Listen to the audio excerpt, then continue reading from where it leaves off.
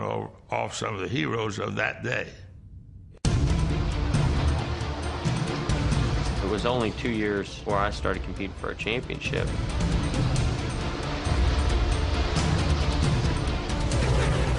Here comes this kid who's not necessarily intimidated.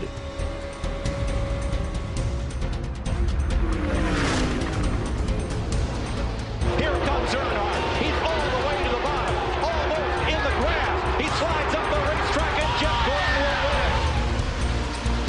Wow, what a race.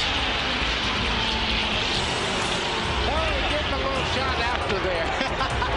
The rivalry was created because, you know, here's Earnhardt, 7-time champion. Here's this young kid, total opposite in a lot of ways. And so our fans were the ones that were the real rivals. Number 3. Check out flag out. It's Gordon all the way. This is the sign that says that he's going to kick Gordon's skinny little ass butt. I'm a Gordon fan, all right? I always have said that we need to be having the negative Gordon apparel and decals too, because we're losing out, because there's a lot of it out there. Nothing would be more hilarious than seeing somebody, you know, with a decal that says Gordon sucks or something like that, and go to him and say, hey man, I really appreciate you buying that, because I get paid when you do that. Earnhardt and myself never planned on that to happen, and he recognized the differences of our fans, kind of pushed that a little bit and used it as an advantage. If you want to make a pass, look for the right opening and make sure your fellow racer can see you coming. If it's Jeff Gordon, put the sumbitch in the wall. I didn't say that. Hendrick Motorsports contributed a lot with the engines, and we appreciate that. Go pour champagne on me, champ. I love it. I love it. I think that you know, everybody wants to see a rivalry between Dale Jr. and myself. Problem is, we drive for the same team, and we're friends. So, you know, it's hard to create a rivalry. And the biggest problem you got with the rivalry is Junior's got all the fans. Yeah. There's nobody to rival him. You know, Jeff knew it, and I sort of learned it from watching him and Dad. Is we work with that. Sometimes when we do get racing side by side, me and Jeff will push the issue for a couple laps, just because we know our fans enjoy it. The clash of cultures between Gordon and Earnhardt Sr. was carried on by Dale Jr., the son of a legend and one of the last of a fading breed. After the death of Richard Petty's grandson, Adam, Dale Jr. was one of NASCAR's last multi-generational racers. From Granddaddy to you, to me, to Adam, Dale Jr. comes along after Dale Sr. Do you think it's an inherited partly inherited? Well, yeah, probably is. The inheritance part probably is the circumstances that you grew up around. You grew up around race cars.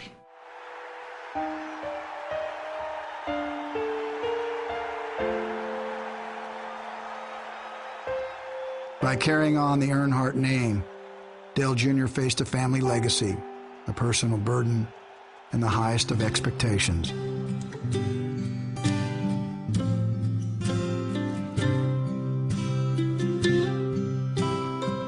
I guess the thing about him is racing was always number one. And for me, at a young age, I didn't understand. He wanted me to know that and wanted me to understand that, and we couldn't connect on the same level.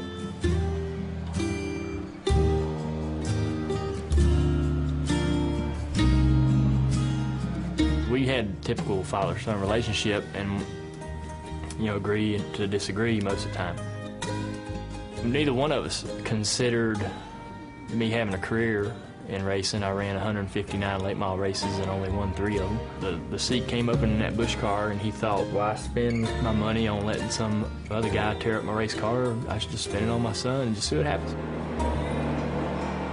He's led 209 laps, and the Intimidator's son is the dominator today. Dale Earnhardt Jr. wins at Milwaukee.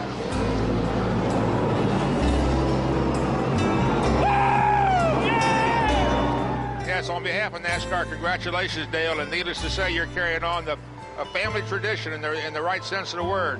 What does this mean to you to see him now two-time Busch Car National champion? I'm pretty proud of him. Hopefully we can go on into Winston Cup and make things happen too, but I'm really proud of what he's accomplished, and he's done a great job. You know, it opened his eyes to a whole new future for me, and we began to connect. I ain't seen you in a while. Hey, Superman. Good job, man.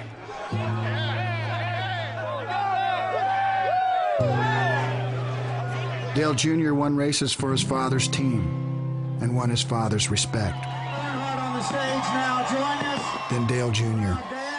had to stand alone. And once again, to update you on our top story this evening, the death of NASCAR legend and giant Dale Earnhardt.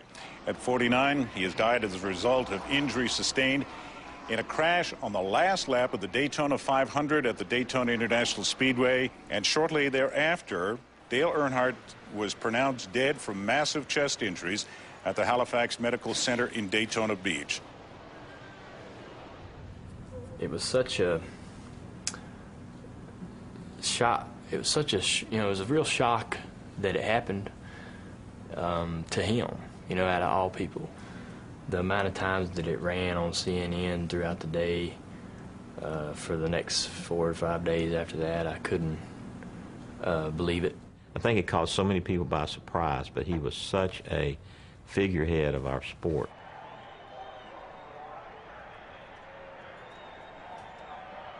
The response of the fans and just the world. I didn't realize our sport was that popular. Everybody went into shock. This could happen to anybody if it happened to him. So drastic measures had to be taken. And that's a shame it took that. After the Earnhardt incident, then they really jumped on that stuff. It just grew a little at a time, just like the cars went from strictly stock cars to strictly race cars over a period of 30 or 40 years. The sad thing about America, and we're part of that, is that it usually takes some type of a bad experience before something gets done to improve the situation. Since Dale Earnhardt's fatal crash in Daytona, more drivers will be wearing the Hahn safety device than ever before in a Winston Cup race. If there was anything good to come from that, it's definitely attributed to how safe our cars are today. Whether the team could switch points. Whoa, guys, whoa. Oh, no. Oh, my gosh. I have never seen anything like that in my life. He hit that wall a ton. Oh, my gosh. Look at that safer barrier right there, how it just crushed all that stuff. Look at that. Goodness. And a wave to the fans is a great testament to safety of these cars and these racetracks today. There were all kinds of new techniques that we're using to prevent injury, and it definitely accelerated that. Dale Earnhardt Jr. had inherited his father's name. In the aftermath of tragedy, he inherited his father's following.